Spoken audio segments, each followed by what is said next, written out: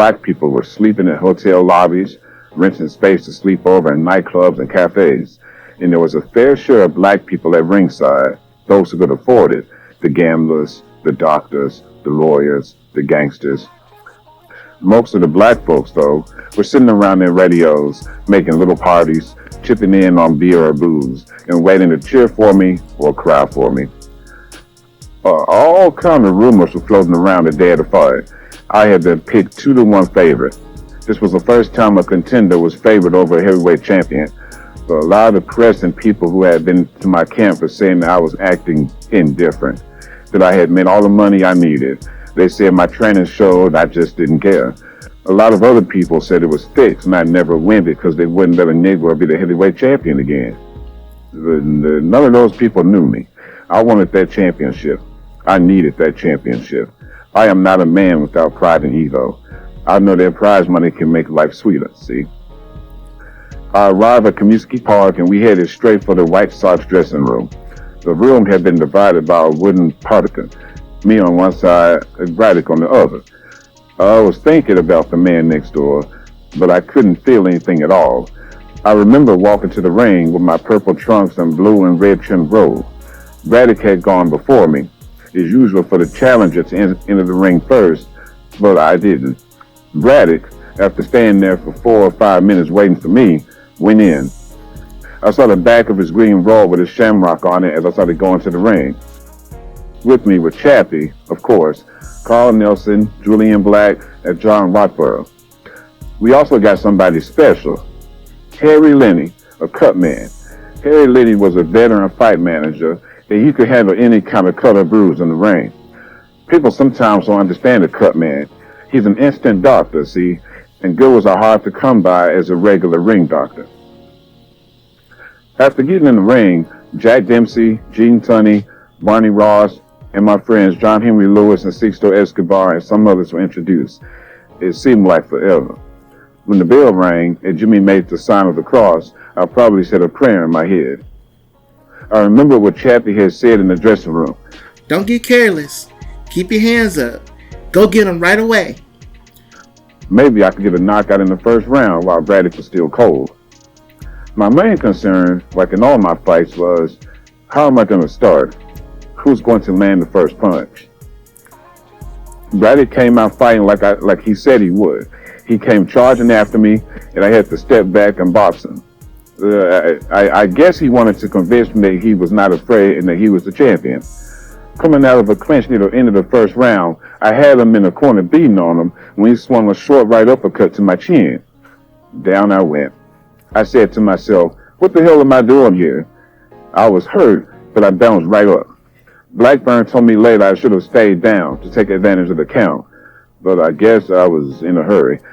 I just got up and went at it. My head was clear, not like when Smelling hit me. Funny, but I always wanted to get up from a knockdown and win a fight.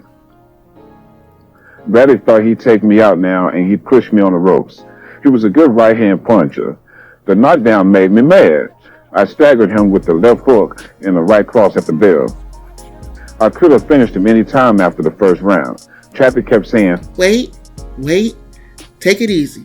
He's game and he knows a lot. Keep sticking and countering. Don't get in too close. Let him do the crowding. He'll come apart in 5 or 6 rounds. Take it easy. I'll tell you when to shoot. In the second round, Braddock brought the fight to me. I always felt he had my knockout by Smelling on his mind. He figured that a few good punches on my chin would enable him to pull an upset. He was jabbing me good in this round. Until I started getting to him with solid left hooks and right hands to the jaw, I don't know what the hell held him up. In rounds 3 and 4, I just boxed him and took my time. I could feel him slowing up in the 4th round. We were setting a terrific pace, and Braddock's age began to tell. Before the 5th, Chappy told me, Pour it on him a little now. Be careful. And don't shoot all you've got, but let him have a little. Braddock came out for the 5th round with his eyes puffed and a ripple on the left side of his forehead. For a while, he traded me jab for jab. When I went out for the 6th, Chappy told me to throw my right. So I fooled around and waited. Then I threw everything into the right, and it landed on his mouth, splitting his lip. He reeled, but he kept his feet. I knew the end was near.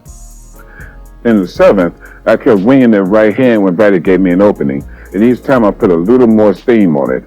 I was getting him ready for the kill, see. My left hook came in handy near the end of the round as Braddock was leaning over to get away from my right. It straightened him up, but the bell rang just as I was getting ready to throw the haymaker. When the bell rang for the 8th round, he come out wide open.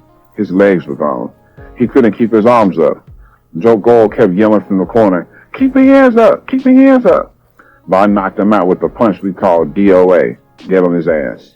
There was a left hook to the body and a right to the chin. The punch took him off his feet. He whirled in the air and fell on his face. I knew he couldn't get up. I walked back to the farthest neutral corner with my back to Braddock. Referee Tommy Thomas counted him out in 1 minute and 10 seconds as I looked across the heads of the crowds in a complete daze. The one-time crown picker was not a heavyweight champion of the entire world. I don't remember going back to the dressing room. I started feeling light inside my body, but it wasn't from any blows I got in the ring. I had never felt like this in my life. Chappy could see what was coming and pushed me to the rubbing table. I was about to faint. I guess everything came down on me then. I read in the newspaper the next day the reporters came in and had to wake me up because I had just won the heavyweight championship and then had gone to sleep. Damn! Well, what do they think I am? Only thing I remember saying then was, "Bring on Max Mellon.